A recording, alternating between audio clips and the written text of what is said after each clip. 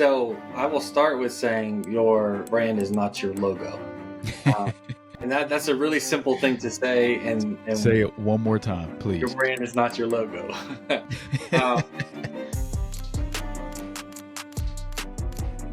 So this is after you've done all the foundational things. You've identified the audience and the market that you serve. You know exactly how you're positioned in the market, and you know how to communicate your brand's message and mission. Now it's like the visual representation of that. And so one of the things I love, and I'm going to continue to praise you and give you your flowers on this, but one of the things that I love is when you talk about the visual aspect of the brand, you talk about it in terms of systems. And I can't tell you how many times we've been in meetings with clients and you'll say something to the effect of, hey, we're going to build out a full identity system and design a system that is built to scale but work together, and we stack on it, right?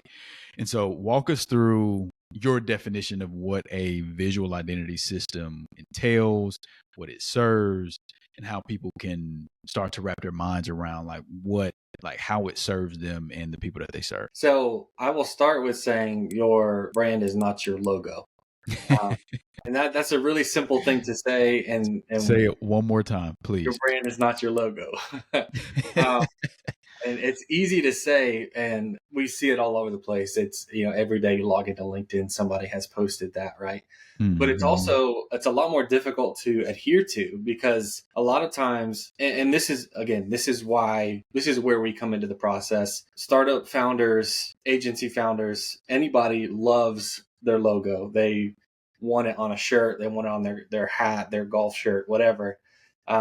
Because it's an identifier. It's something that they'd get tattooed, right? It Mm-hmm. feels good to have a Mm-hmm. logo that is yours and it represents your brand, the thing you're passionate about. Um, but that symbol is not your brand.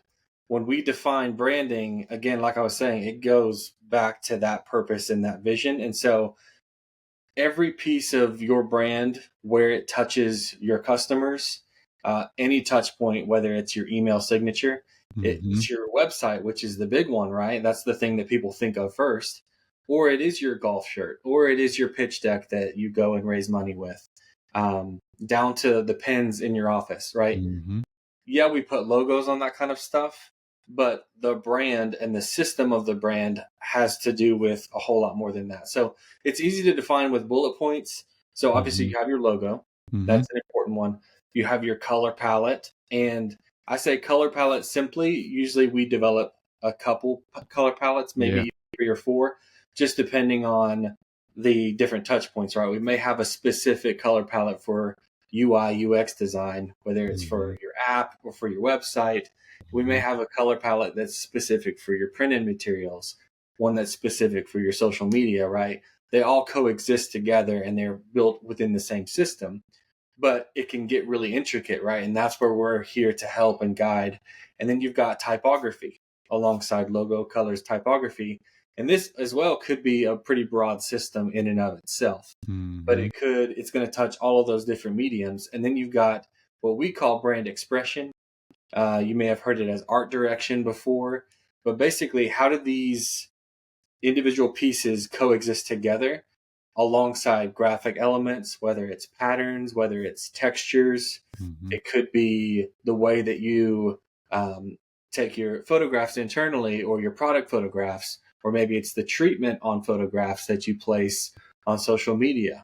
Mm-hmm. All of these different things, along with several other more boring ones, they all work together to create this holistic system so that your email signature feels the same and as can be identified the same as your website, Mm-hmm. or the shirts that you wear to a team retreat have the same consistency and tell the same story that your logo does by itself, or Mm-hmm. that your website does, or that, again, your email signature, your golf shirt, whatever it Yeah. is.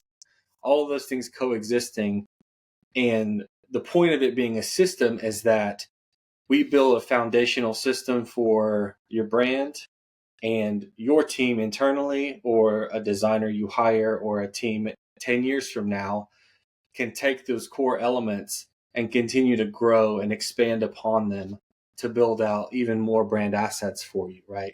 Yeah. So the system is what kind of creates this blueprint for developing your brand and continuing to use it. So the brand, again, going back to the very start, the brand feels alive and it can constantly evolve within that same system and feeling that like it has that same identity that was developed, right?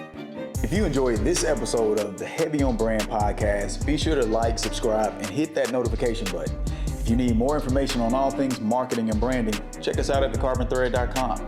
Until next time, stay heavy.